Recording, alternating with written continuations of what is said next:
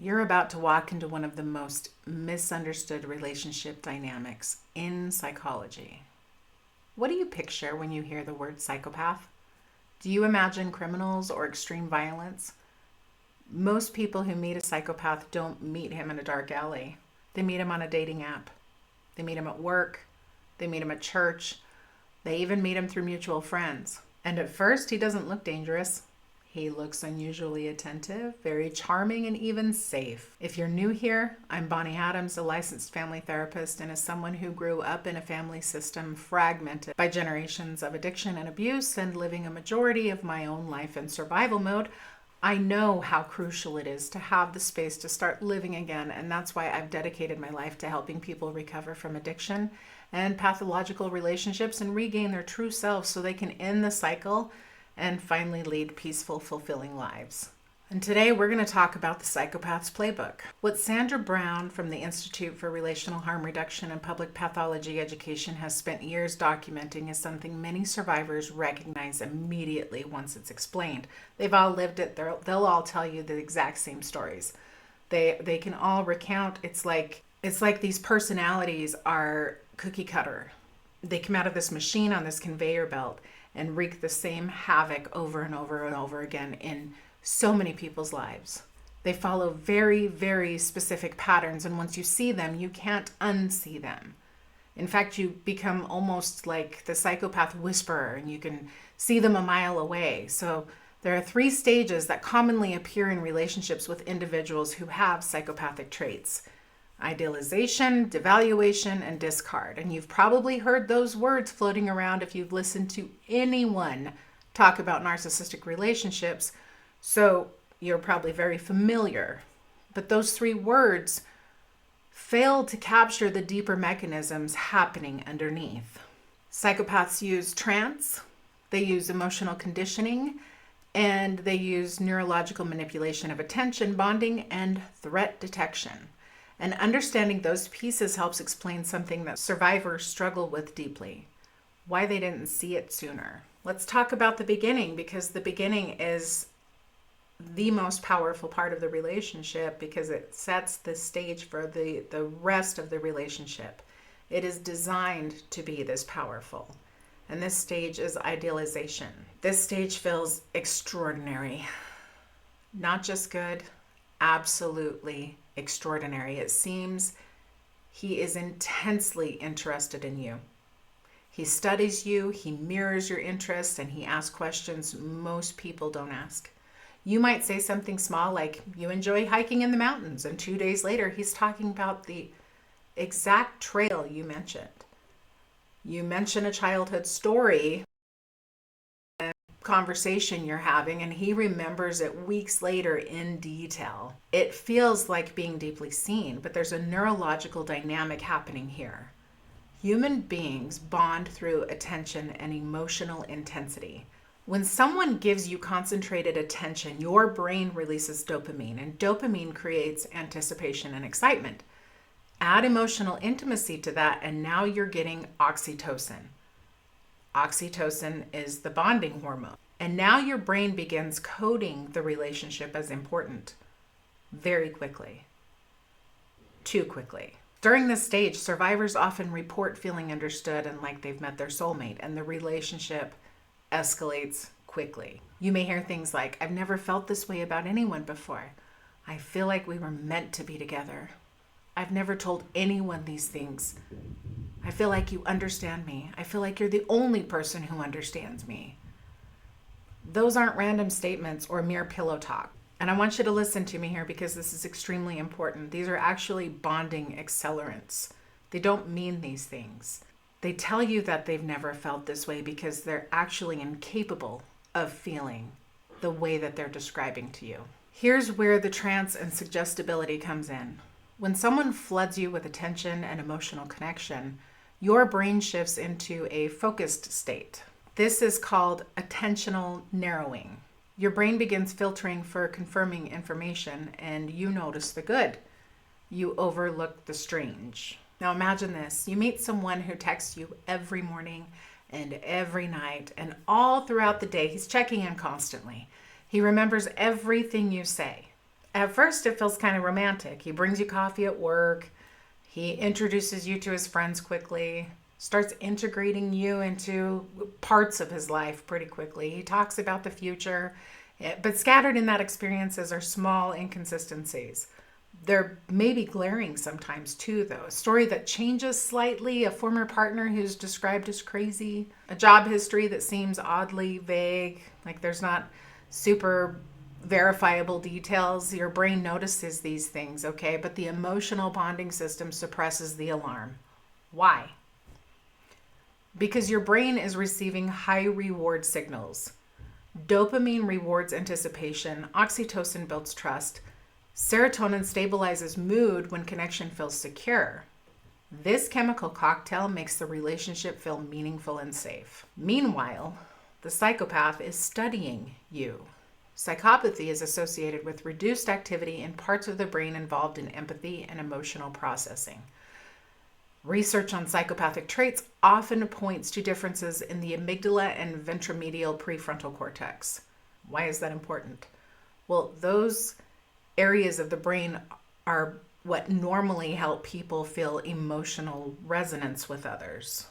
In psychopathy, those signals are dampened or don't exist at all, but cognitive empathy remains intact. And cognitive empathy just means that understanding what someone feels without necessarily feeling it yourself, and you can actually show that without actually feeling it. That ability allows a person to map your emotional landscape. They learn what makes you light up, what makes you feel safe, what makes you feel special, and then they deliver it. Not as genuine connection, but as strategy. He's building this model of himself, okay? He's structuring himself in a way that's favorable to him, that is going to make you connect more to him. Okay, but what it does is it starts putting you into precarious situations later on with him, and we're going to talk about that. So he seems almost too good at saying the right thing. He anticipates your reactions. He knows exactly how to calm you if you are upset. It can feel almost uncanny because it is uncanny. It's actually not intuition. It's due to his observations. During the idealization phase, many survivors describe a strange mental state. They feel hyper-focused on the relationship. Other parts of life start fading slightly into the background, and friends notice the change, but the person in the relationship often doesn't. This is a type of emotional trance. It's not hypnosis in the stage show sense, but it shares some characteristics.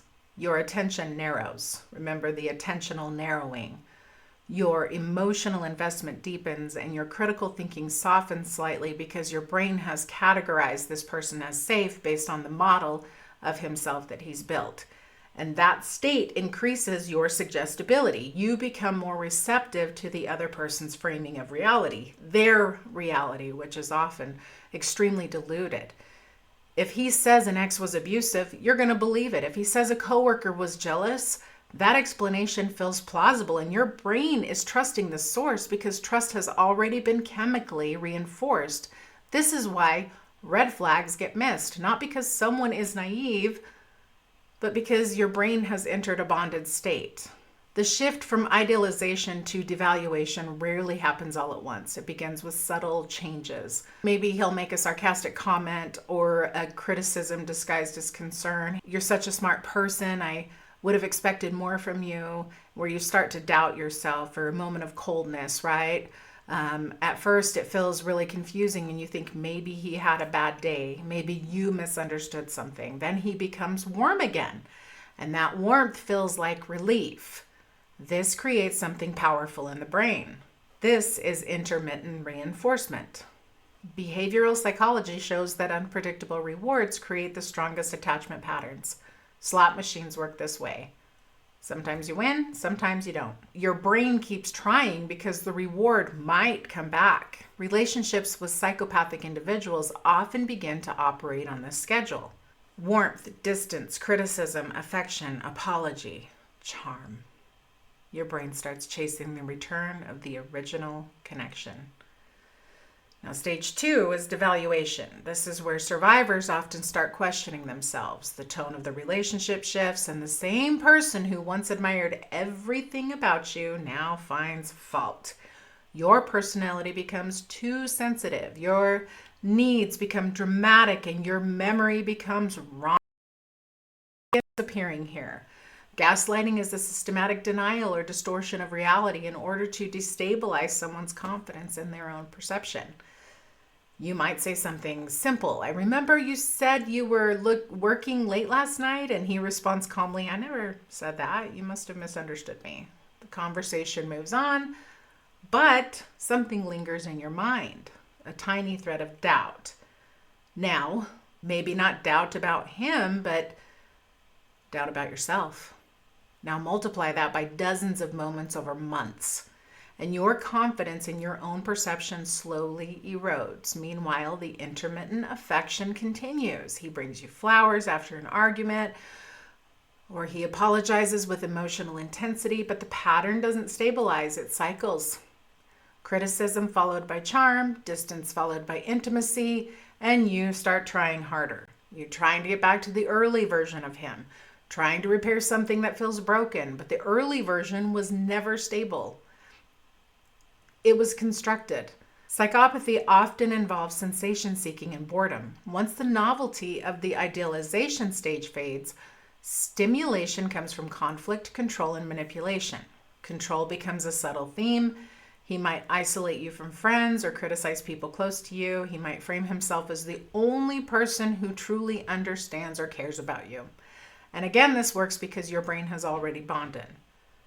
Oxytocin bonds are powerful. They don't dissolve easily, even when the relationship becomes painful. Neuroscience studies on trauma bonding show that cycles of reward and stress create extremely strong emotional attachments.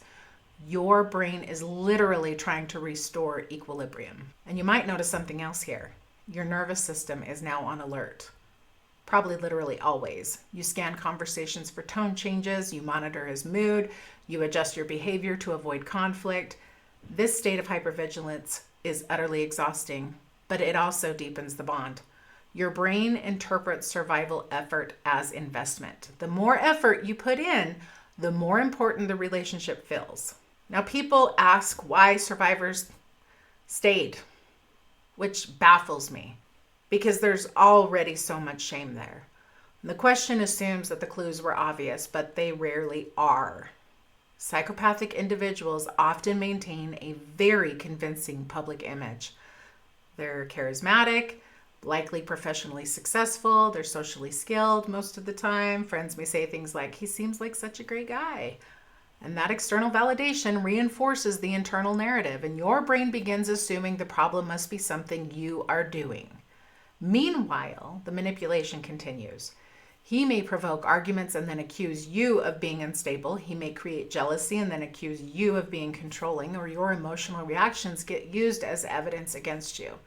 This process slowly shifts the power dynamic, and you begin defending yourself instead of evaluating him. Stage 3, the discard. The final stage can happen suddenly, or it can unfold slowly, but it often feels shocking. The person who once pursued you intensely now withdraws. Sometimes they leave for someone else. Sometimes they simply disappear emotionally. Communication becomes cold, distant, indifferent. The shift is devastating for many survivors because the emotional bond is still very active in their brain. You may find yourself replaying the relationship, trying to understand what went wrong and trying to find the moment you caused the change. But the truth is much simpler. The relationship has reached the point where it no longer provides stimulation or advantage for him. Psychopathy involves shallow emotional attachment. Once the reward fades, the connection loses value. The discard phase can include cruelty, like blame and smear campaigns, sudden rewriting of the relationship history. You might hear things like, I never loved you, you were always too much, you imagined everything. These statements are psychologically destabilizing because they erase the early experience. But remember, those early experiences weren't genuine attachment for them. They were strategic bonding behaviors. Many survivors struggle with confusion after the relationship ends. They ask themselves how someone could appear so loving and then become so cold. How can somebody fake an entire relationship? The answer lies in the neurological profile of psychopathy. Emotional empathy is impaired, but cognitive empathy allows them to simulate caring behavior. They can perform intimacy without experiencing the emotional depth behind it. That difference creates a relationship that feels authentic to one partner and only instrumental to the other. Understanding this can help survivors release some of the self-blame. The missed clues were not simply oversight, they were masked by neurological bonding processes. Attention, dopamine, oxytocin, intermittent reinforcement, gaslighting, isolation. All working together to create a powerful psychological environment. Now, these dynamics repeat across many relationships and across many victims. That pattern recognition helps survivors move from confusion to clarity, and once you see the structure, idealization, devaluation, discard, the chaos begins to organize into something understandable, and that understanding is the first step in rebuilding trust in your own perception. Because one of the deepest wounds these relationships create is not just heartbreak, it's self-doubt. It's loss of your sense of self. Learning the pattern restores your ability to trust what you see and feel. And once that ability comes back online, the next time someone tries to create a trance through charm, intensity, and accelerated bonding, the spell doesn't hold in the same way. You start noticing their pacing, their inconsistencies, the emotional manipulation, and the relationship dynamics that once felt mysterious become recognizable signals of a deeper pathology. If you recognize any of these patterns in your own life, take action now. Start by documenting interactions carefully and notice when your brain feels pulled into intense highs or confusing lows. Reach out to a trusted friend, a therapist, or a support group to help you process what's happening. Educate yourself on the signs of manipulation and trauma bonding because knowledge is power. Most importantly, trust your perception. Your instincts are valid and you deserve relationships that feel safe, consistent, and real. You can pause this cycle before it escalates further, starting today.